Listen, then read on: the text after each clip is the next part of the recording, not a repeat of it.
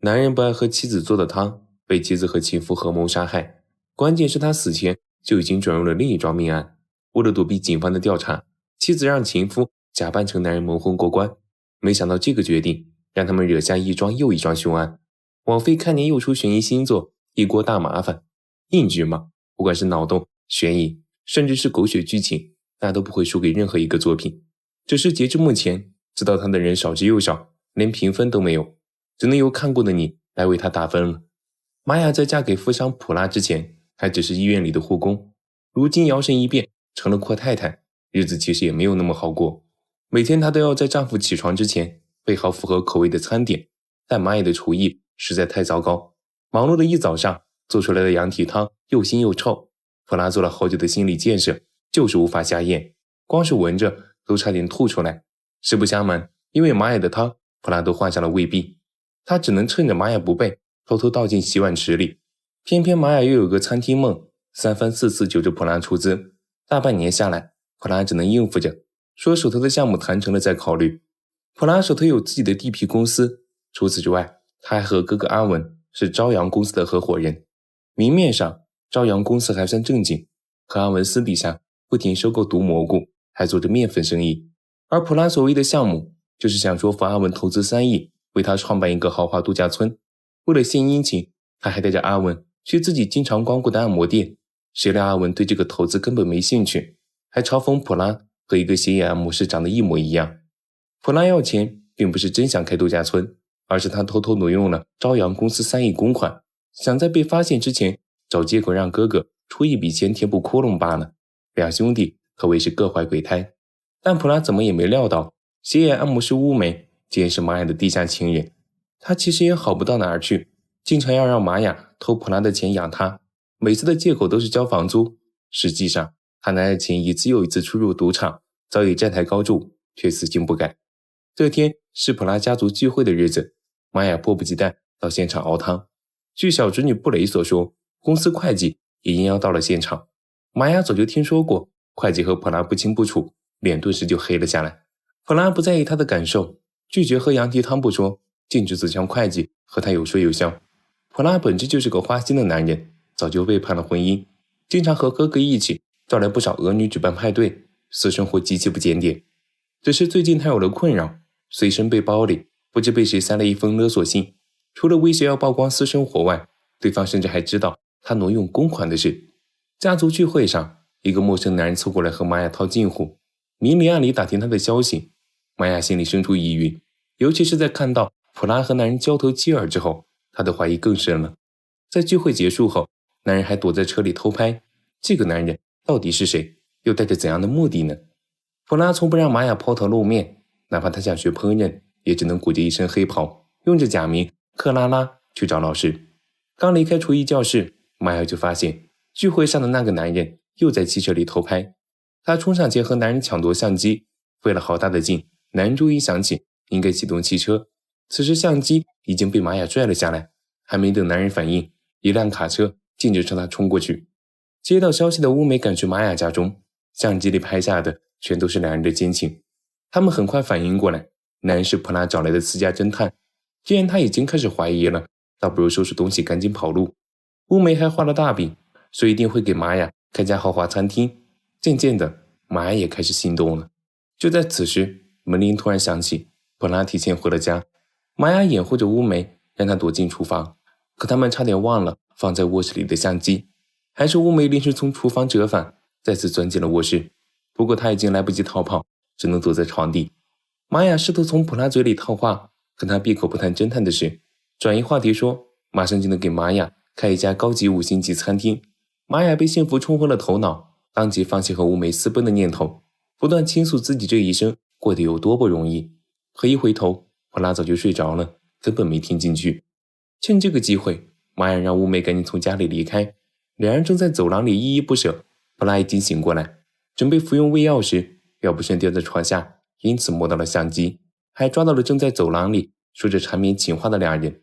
他怒不可遏地掐着玛雅的脸，乌梅见状，拿起架子上的奖杯猛地砸过去，普拉不敌，瞬间倒在地上。与此同时，警探赶到侦探的死亡现场，助理小胖给现场拍了照片，也给周围的居民录了口供。撞向侦探的卡车和司机都不见了，调查一时半会也无从下手。但有个流浪女提供了关键线索，看见一个裹着黑袍的女人从楼上的厨艺教室走了出来。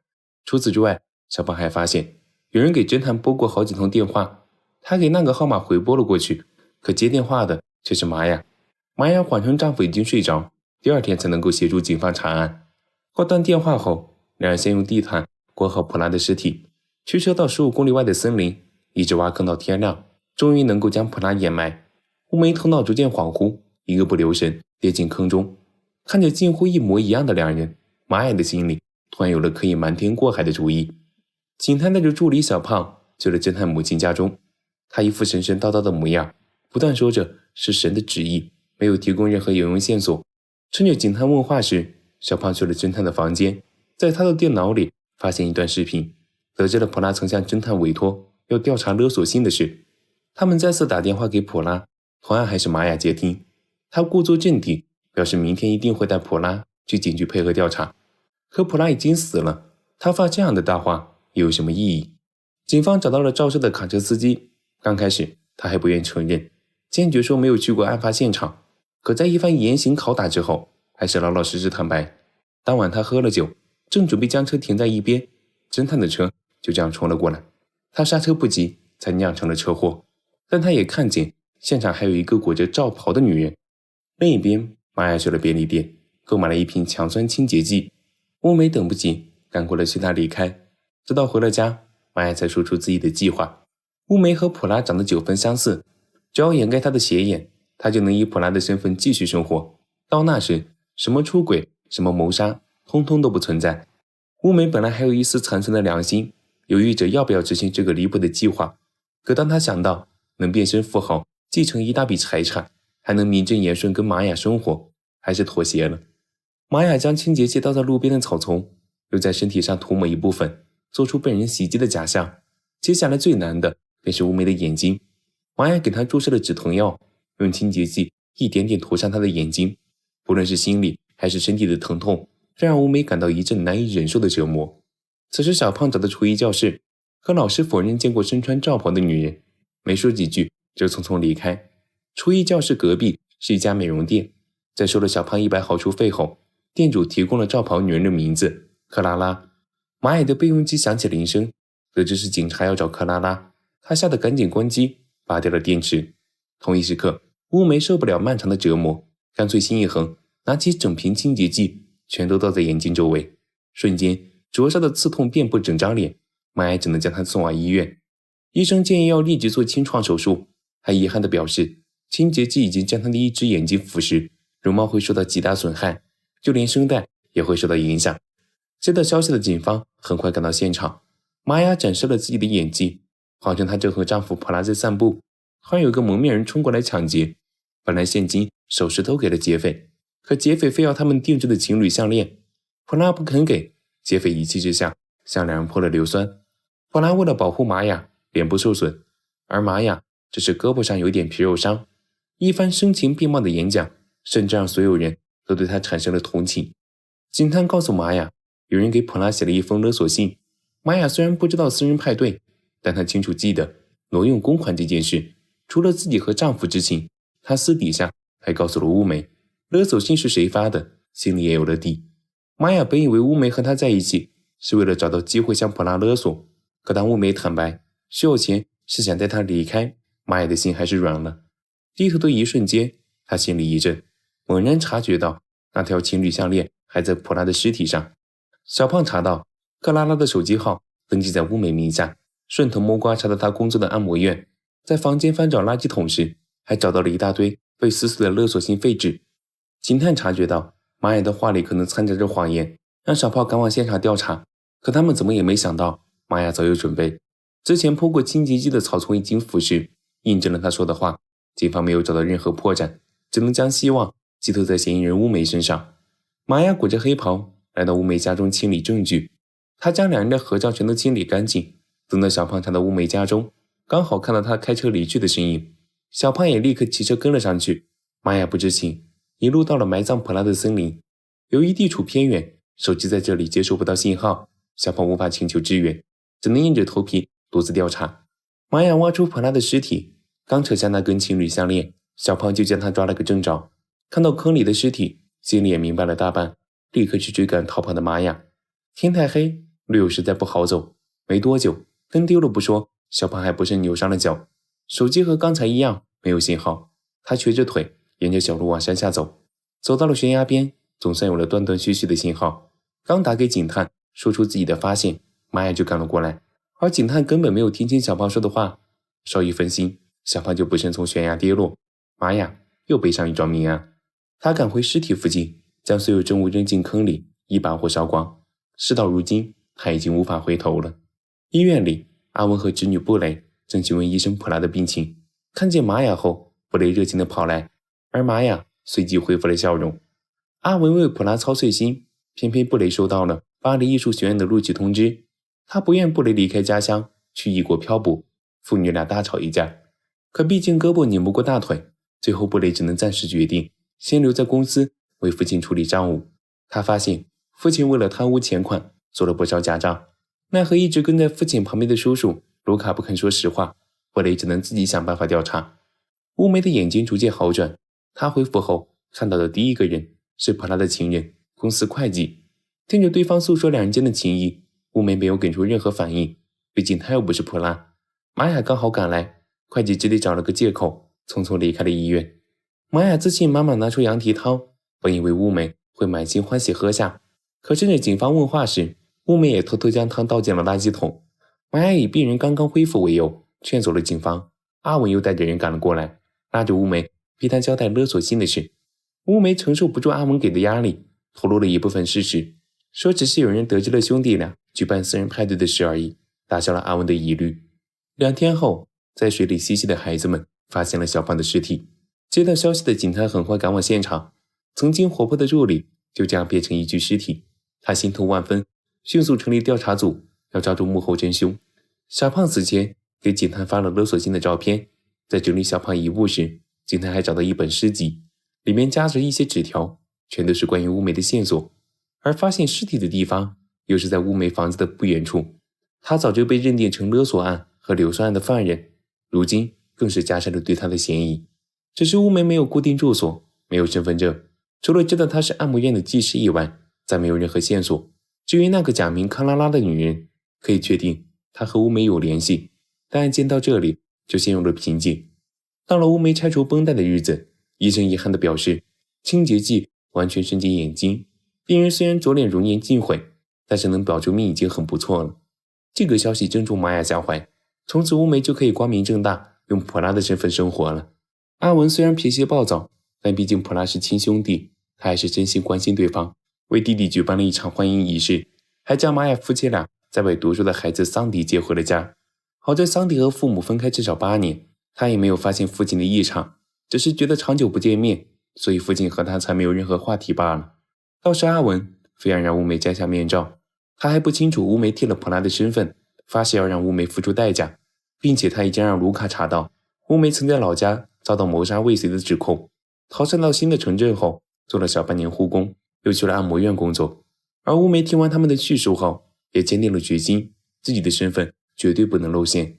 受玛雅的委托，乌梅还特意问了关于度假村和餐厅的事，才知道普拉一直在撒谎，他根本没有打算答应玛雅的请求。玛雅一时失了神，而乌梅居然接到了一封匿名邮件，有人用他们挪用公款的事发了一封威胁信。这件事只有普拉、乌梅和玛雅知道，怎么可能又冒出一个神秘人？而勒索信的金额精确到个位数，谁又能得到如此精准的信息？与此同时，警探来到赌场，这里的每一个人对乌梅有印象，但至于他住在哪，和谁有来往，并没有人关心。刚走出赌场，警探就看见小胖的摩托停在附近，他再次闯进赌场，举枪对着刚才那几个赌徒，却不小心踩中木板，最终晕倒在地。醒来时，警探已经被扔出赌场，像是出现了幻觉，他居然看见了小胖的身影。从此以后，小胖如影随形，不管走到哪，警探都摆脱不了他。当然，除了警探以外，其余所有人都看不见。乌梅和玛雅被传唤到警局，当问起玛雅是否认识乌梅，她紧张地回答，从没听过乌梅的名字，也不认识她，毕竟她只是普拉的按摩师，两人并没有任何交集。乌梅则用普拉的身份交代了如何在按摩店和乌梅相识。至于勒索的原因，他也只是说自己私生活不检点，和哥哥按摩时不慎说漏嘴，这才被抓住了把柄。乌梅将普拉的肢体语言模仿得很到位，这完美的演技，就连警方也没有识别出破绽。可在玛雅和乌梅走后，警探又反复听着刚才的录音，小胖再次出现在身旁，而警探也立刻明白了什么。既然玛雅从没听过乌梅的名字，又怎么会提前知道乌梅是普拉的按摩师？回程的路上，玛雅琢磨起勒索性的事，想到了一个人，公司会计，他负责公司账目，又和普拉有过亲密关系，只有他有机会知道挪用公款的事，并且精准到个位数。可会计说他对普拉的情谊特别深刻，即使公司快破产，也从没想过背叛。玛雅这才得知，公司剩余资金只有1000万左右，员工也超3个月没拿到薪水，普拉名下的房车马上面临抵押的风险，一切的原因都是普拉曾用玛雅的名义贷了10几笔数额不小的款项，却无法还上。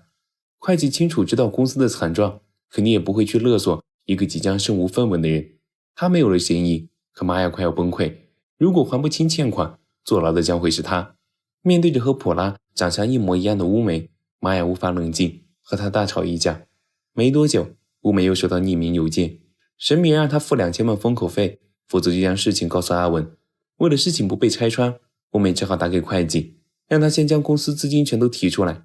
可会计正参加印度古武术表演会，普拉只能先去现场等候。警探想到小胖的摩托车，他抓了几个赌徒，一番逼问终于有了线索。这些人在森林里偷偷砍树卖钱，无意间发现小胖停放的摩托，顺手牵羊罢了。线索再次断开，警探只能拿出小胖的尸体交给警犬，期盼能找到一丝痕迹。玛雅心不在焉地下厨，门外突然来了一位不速之客，正是厨艺学校的老师。警方找他后，他就知道玛雅惹上了麻烦，一直没有对警方透露。玛雅只是克拉拉，只是想着以后可以从玛雅这里捞点好处。离开的间隙，锅里的菜差点烧糊。看着魂不守舍的玛雅，布雷抱着他轻声安慰，还不断打听公司的账目是否出了问题。玛雅想起好几天前布雷提起过，他现在负责处理朝阳公司的账目。如果说公司少了3亿，他肯定能够发现。难道发送勒索邮件的会是布雷？布雷想去巴黎留学，可阿文坚决反对，还断了他所有的资金来源。于是他只能通过这种极端的手段筹钱。他和普拉都是阿文的亲人，即使阿文事后知情，最多也只是一顿痛骂。但玛雅是外人，阿文饶不了他，所以布雷请求玛雅双方一起合作，从普拉手里勒索一笔钱。他可以远赴巴黎，而玛雅也能完成5星级餐厅梦。可现在地皮公司都快破产，又怎么可能拿出好几千万？这个方法根本不可行。会计的表演结束，乌梅和他相遇在后台见面。本来乌梅想让他取出公司余下的钱款，结果脚下一滑，直接倒在会计怀里。这一幕也被赶来的玛雅目睹。为了让布雷好好留在印度，阿文准备给他相亲。回忆起往事，他唏嘘地说着，当时妻子生下布雷就离世，而他在谈生意，连妻子最后一面都没见到。听见母亲的时候，布雷更是怒不可遏，和阿文大吵一架，挨了一巴掌后夺门而出。而卢凯也冲过来警告阿文，再对布雷动手，他就不客气。临近深夜，警方还在森林里寻找，没想到警犬还真的有收获。带他们到了普拉的埋尸地，警探重回小胖的坠崖现场，思索了一整夜。警员通知他，挖出了一具烧焦的男尸，还找到一张乌梅和一个女人的合照。尸体已经面目全非，无法辨认，只能交给总部做完整的尸检，大概需要2天左右的时间。而警探也在尸体附近找到侦探丢失的摄像机，可经过一番火烧，所有证据已经被烧毁。布雷躲到玛雅家中，向他提出了最新计划。虽然公司破产，但3人可以一起联手勒索阿文，让他拿出一大笔钱。本来烦心事就一大堆，玛雅糟心的不行，对布雷下了逐客令。可仔细想了一晚上，又觉得布雷的话有些道理。再加上成堆的债务账单已经寄到家里，玛雅无路可退，只能同意布雷的提议。首先由乌梅以普拉的名义去跟阿文坦白挪用公款的事，还谎称乌梅是幕后主使，要找他们勒索5000万，所以想让阿文拿钱消灾。可阿文又不是傻子，被亲弟弟坑了，还会替他擦屁股，自然不会同意。布雷和玛雅筛选着交易地点，卢卡找上了门，硬要拉着布雷离开。来之前，他在布雷的房间翻到一张纸条，明白布雷正计划着某件危险的事。并且前一晚卢卡偷溜进侦探的家中，找到他藏起来的一些照片，因此得知乌梅和玛雅有奸情。玛雅不慌不忙反问卢卡，布雷是否知道他和布雷妈之间的事，却挨了一记巴掌。布雷来不及听两人的对话，趁机给了卢卡一击，两人合力将他拖到仓库。为避免卢卡会中途醒来，玛雅还给他注射了一针麻醉。乌梅为事情失败感到懊恼，甚至认为干脆跑路算了。没想到事情迎来了转机。阿文的面粉生意伙伴不知从哪得知他们一家被勒索的事，为了引起不必要的麻烦，决定终止合作。阿文只好改变主意，提了5000万存款交给乌梅，让他去摆平这件事。乌梅带着钱驱车离开，假装要跟不存在的自己赴约。殊不知阿文早已起疑，派出手下在身后跟踪。验尸报告已经出来了，死者身高1.8米，体重75公斤，大概在45岁左右，头部遭到重击死亡，尸体损毁严重，看不出面部。可警探觉得这应该就是失踪多日的乌梅，具体结果还得等到出了 DNA 报告才能确定。警探在尸体颈纹的右手上找到一枚女士发夹，联想到乌梅和一个女人的合照，推测发夹的主人应该是一直查不到踪迹的克拉拉。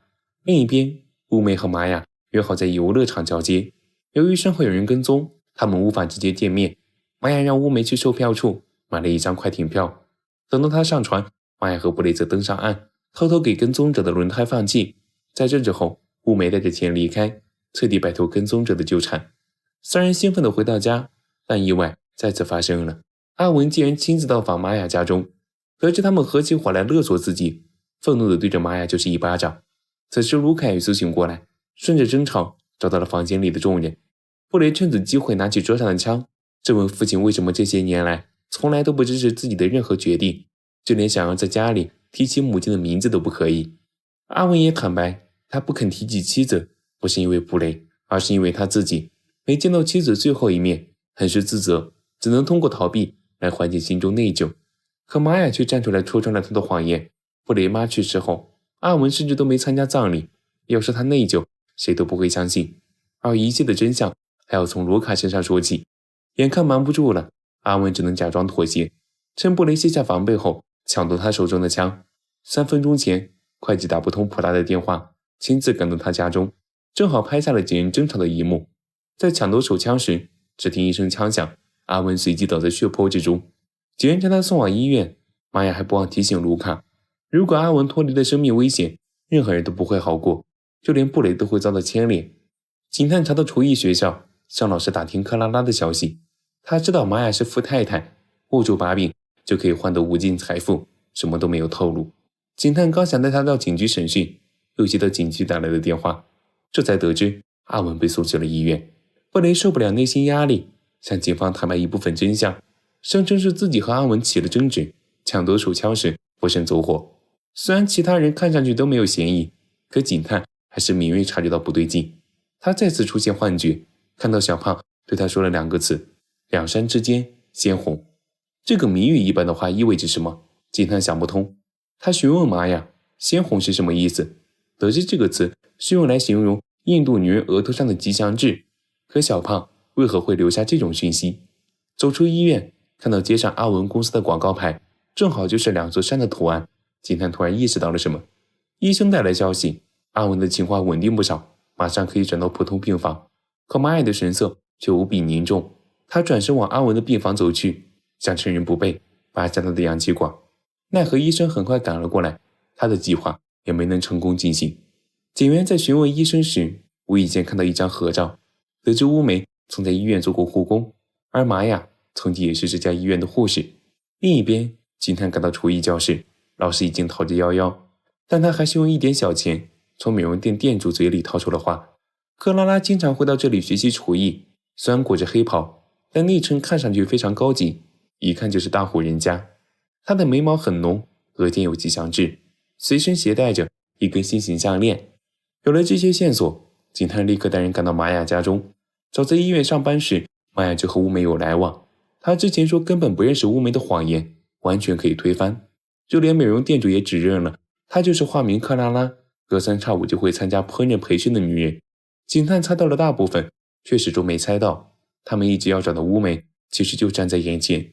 即便如此，乌梅还是异常紧张，在声声吵闹中，突然一阵呼吸急促，彻底晕倒在地。乌梅被送往医院做了检查，同时医生也告诉他们一个好消息，就在半小时前，阿文醒了，但他没有向局长交代全部经过，一再强调布雷说的就是事实，还让局长不要再追究任何案件，否则就打电话给总局，让他们全部调离。即便警探手头有证据，可以证明玛雅和案件脱不了干系，但迫于局长的压力，警探也只能闭嘴。阿文让所有人离开，唯独留下了布雷。鬼门关走一遭，他终于想通，不应该因为自私就要断送布雷的前程。阿文下定决心，愿意送布雷去巴黎留学，但关于布雷妈的事，他仍不愿说出口。而在交代完所有事情后，阿文就咽气了。玛雅心里也产生了一阵轻松。此时，乌梅收到会计的信息，他发来了前一天偷拍的视频。阿文以示长辞，家族为他举行了盛大的葬礼，无数有过交集的政客富商纷纷赶来吊唁。没有了烦心事，玛雅的阴霾一扫而光。可他怎么都想不到，卢卡将他和乌梅的照片藏在了一个信封里，而他会成为定时炸弹，随时都可能引爆。律师宣读了阿文的遗嘱，他将全部财产留给了布雷，还给桑迪送了一套公寓，但留给玛雅两人的只有一张自制的5000元假钞，算是对他们的嘲讽。公司破产，玛雅也没能从阿文那里捞到半分好处，如今身无分文。他正想和布雷商量餐厅的事，却看见一个熟悉的身影，这人正是厨艺学校的老师。他来找玛雅不为别的，正是得知玛雅计划开5星级餐厅，想抢餐厅主厨的位置。警探带人赶到，准备抓捕玛雅两人。卢卡很快带人救场，还提醒警探，阿文生前告诫过局长，不准任何人再碰他的家人。好在此次前来也不是一无所获，至少警探抓到了厨艺学校的老师。乌梅有收到会计的信息，没办法，他只能前去赴约。当问及他为何要发短信威胁，会计坦言想要乌梅离婚，永远和他在一起。遭到拒绝后，会计快要抓狂。不久前，这个男人还在和他甜言蜜语，一起嘲讽说玛雅如果开了餐厅，镇上的人都会被毒死大半，怎么现在就莫名其妙的变卦了呢？警方将老师带走审讯，他拒绝说出克拉拉的下落，甚至装疯卖傻，试图以此蒙混过关。警探刚想将他关进拘留室，阿文的律师受玛雅所托赶到，将老师保释。玛雅付了1万分口费，让老师和美容店主不要再给警方透露任何信息。赶回家又从儿子口中得知莫梅去见会计了，他给会计打去电话，要求两人之间做个了断。会计如约来到废弃大楼和玛雅见面，展示了自己之前拍下的那段视频，并威胁玛雅和乌梅离婚，否则就将视频传给警察。就在这时，卢卡一把勒住他的脖颈。本来以为事情可以顺利解决，可他们都忘了会计是印度古武术大师，区区卢卡他根本没放在眼里。趁两人打斗时，玛雅捡起卢卡掉落的枪，还没来得及上膛，会计却因没有站稳，从楼顶摔落。在查看时，他已经没有了呼吸。这件事也阴差阳错得到了解决。警探反复查看普拉和侦探的录像，发现他桌子上曾放着一个陶瓷雕像。可赶去侦探家中，侦探母亲却告诉警探，前不久来了一个蒙面人，将雕像拿走了，还警告侦探母亲不能对任何人透露这件事。警探跟着幻觉的指引，找到了卢卡的仓库，撬开门锁后闯进去，在房间里翻找到玛雅和乌梅的合照，却不慎扯破卢卡特意放进去的药水。等到他将照片带回警局，想给玛雅两人定罪，照片的影像已经模糊不清，这下无论他说什么，警长也不肯再相信。而且玛雅早就让卢卡伪造了证据，用一堆乌梅曾写给自己的情书来嫁祸会计和乌梅有私情。局长认定会计随时都能查到公司账目，乌梅又是普拉的按摩师，他们联手合作，想要敲诈普拉一家，还杀害了小胖。而警员也找美容店主要来了克拉拉的画像，由此可以推断会计就是化名克拉拉的女人，案件完全可以结了。玛雅和布雷坐在一起谈心，布雷马上就要离开家乡，去巴黎继续艺术生涯。他将一幢5星级餐厅送给玛雅，让她去好好追梦。这个夜晚大雨滂沱，玛雅得到了想要的一切。乌梅看到了会计的尸体，警探仍在无法揪住真凶懊恼。每个人的心境各不相同，不得不说玛雅的演技满分。在得知会计的死讯后，他的瞬间表露出了震惊。那天在解决掉会计后，卢卡要听从玛雅的指令，潜入会计家中，准备伪造证据。刚好被堵在房间里的乌梅目睹，但他并不知道玛雅只是幕后主使。警探找到乌梅，试图从他嘴里套话。尸检报告显示，森林里的焦尸死于硫酸事件前一天。警探一直怀疑死者就是乌梅，如果怀疑成立，就意味着硫酸事件根本不存在，一切都是玛雅夫妻俩自导自演。可到底发生了什么，能让面前的男人愿意自毁容貌？警探在洗手间里找到一瓶清洁剂，推断这就是用来混入的强酸。随后，警探又拿出给会计定制的情书，这本来是乌梅写给玛雅的，听着再熟悉不过。他如梦初醒，明白玛雅才是会计死亡的策划者。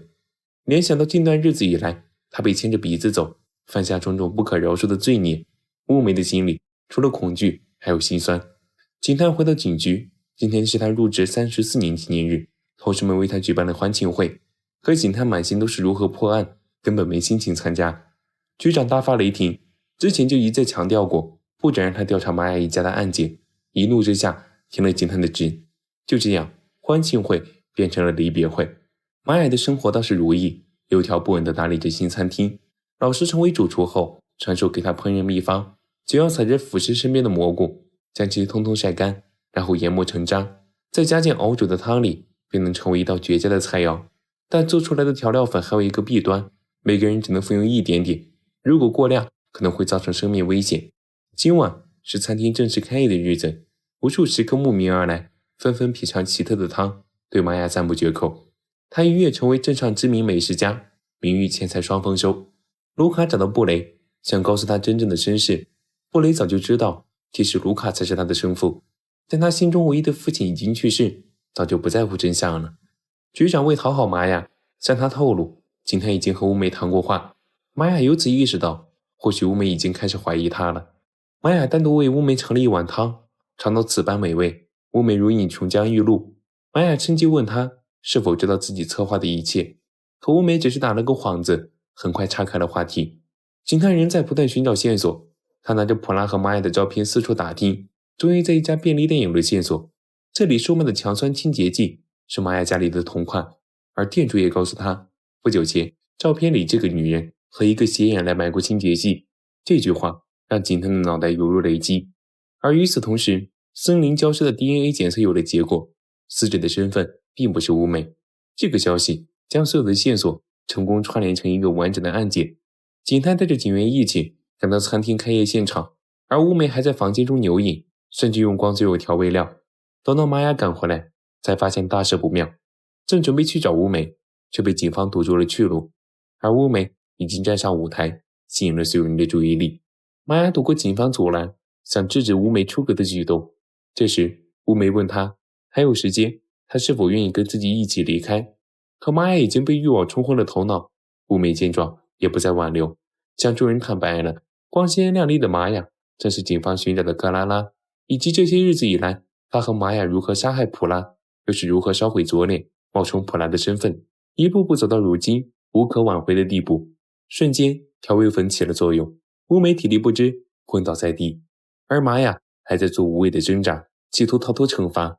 就在他狡辩时，乌梅站起身，吐出一口鲜血，随后再次倒在地上，呼吸开始变得微弱。临死前，他还在说着和玛雅的誓言，至死不渝。将乌梅送上车后，警探在悬崖边找到玛雅，而他也没有再挣扎，缓缓从悬崖跌落。或许在另一个世界，他和乌梅一起搭上了逃往其他城市的班车，继续他们来不及完成的约定。一锅大麻烦从一锅汤开始，从一锅汤结束。没有人知道玛雅是真的希望有人爱喝她的汤，还是单纯喜欢享受别人对她投来的崇拜。两种想法却是不一样的心境。而乌梅对玛雅的情谊到底是真是假？说是真，可她不仅背着玛雅勒索普拉，还跟会计不清不楚好几次。可如果说是假，她又确实为玛雅做了不少事，实在令人摸不着头脑。